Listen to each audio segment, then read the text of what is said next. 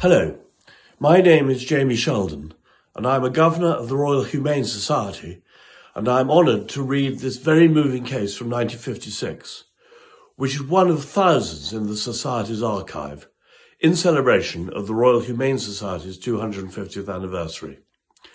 It took place in water I know well, where wind and tide can very quickly create extreme conditions.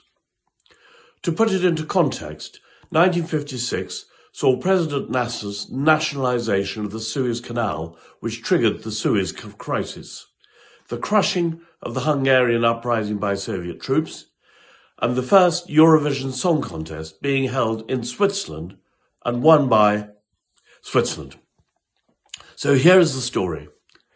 Lieutenant Colonel Hugh Barry O'Sullivan, MC, Royal Tank Regiment, sacrifices his own life to save others.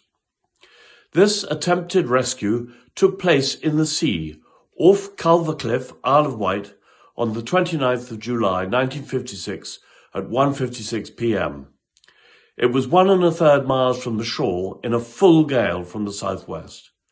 The sea was very rough, and those involved were in the water for 4 hours. The one survivor was taken from the water by one of Her Majesty's ships, HMS Keppel. Lieutenant Colonel O'Sullivan was out sailing in a Bermudan sloop with 3 crew: his wife, Margaret O'Sullivan, Lieutenant Colonel David Henry Thomas Blackburn, Royal Tank Regiment, and a Mr. Morton. A gale sprang up, and after a long period of sailing in extremely dangerous weather, the sloop broke up and sank, but the dinghy was thrown clear. O'Sullivan helped and inspired the other 3 members of the crew while they were hanging on to the keel of the dinghy. Morton lost consciousness, and O'Sullivan held him on the dinghy until it was obvious that he was dead.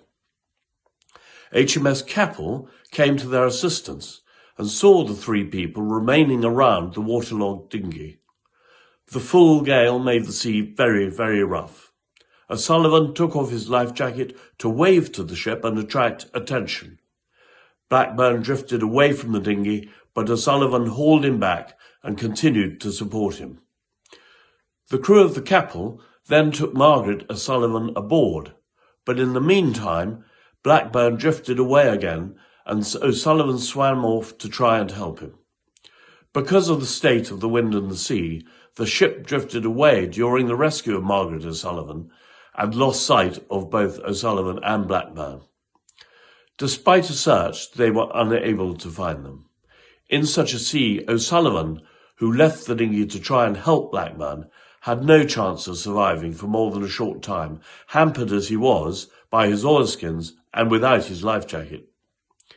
It is considered that his gallant conduct showed complete disregard for his personal safety in attempting to save Blackburn. Lieutenant Colonel O'Sullivan was awarded a posthumous Royal Humane Society Stanhope Gold Medal. I hope you're as moved as I am by this story of extreme bravery and self-sacrifice which took place in waters with which I'm extremely familiar. The Society is a registered charity and heavily dependent on donations. You can join either as a friend for £25 a year or for £100 a year become a governor, which means you receive the annual report and can come to the AGM and meet trustees and brave awardees. Or if you prefer, please just make a donation via the website, all of which will help the Royal Humane Society in its 250th year to continue to recognise bravery and the saving of life. Thank you for your support.